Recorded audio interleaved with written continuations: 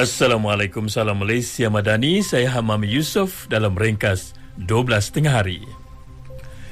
Rakyat Malaysia diseru agar terus memperkukuhkan perpaduan nasional serta saling menghormati antara satu sama lain demi memastikan keharmonian dan kestabilan negara sentiasa terpelihara.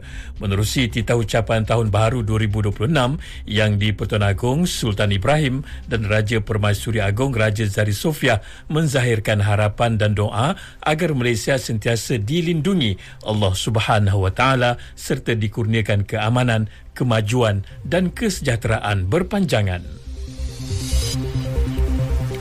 Sempena penganjuran Tahun Melawat Malaysia 2026, VM 2026, rakyat Malaysia seharusnya memainkan peranan bersama dalam mempamerkan sikap ramah dan mesra bagi menyambut kehadiran pelancong antarabangsa.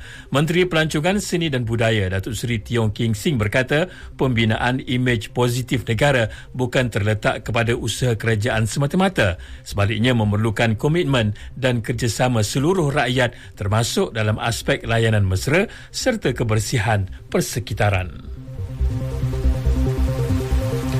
Pelan 5 tahun ke-15 China turut membuka ruang kerjasama strategik yang lebih luas dengan Malaysia selain memberi tumpuan kepada pembangunan domestik negara itu.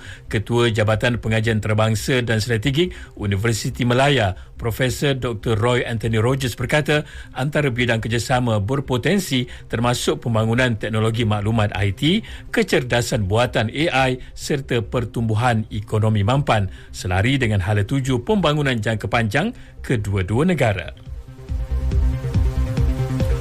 Penguatkuasaan Akta Keselamatan dalam Talian 2025 ONSA yang bermula hari ini menggariskan kerangka perundangan bagi meningkatkan keselamatan dalam talian serta memperkukuh perlindungan terhadap pengguna khususnya kanak-kanak dan keluarga.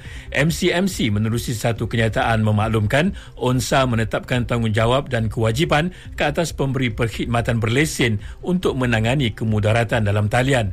Ini termasuk pelaksanaan langkah keselamatan berdasarkan tahap risiko, perlindungan khusus kepada kanak-kanak serta penyediaan mekanisme pelaporan dan bantuan kepada pengguna. Malaysia mengecam sekeras-kerasnya keputusan rejim Zionis Israel yang melarang serta menggantung operasi sejumlah besar organisasi bantuan kemanusiaan antarabangsa di Gaza.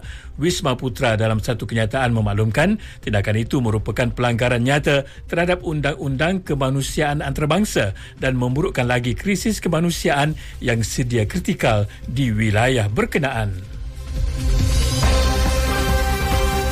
Sekian berita yang disunting oleh Amin Nur Azam dari Pusat Berita RTM. Assalamualaikum, salam Malaysia Madani.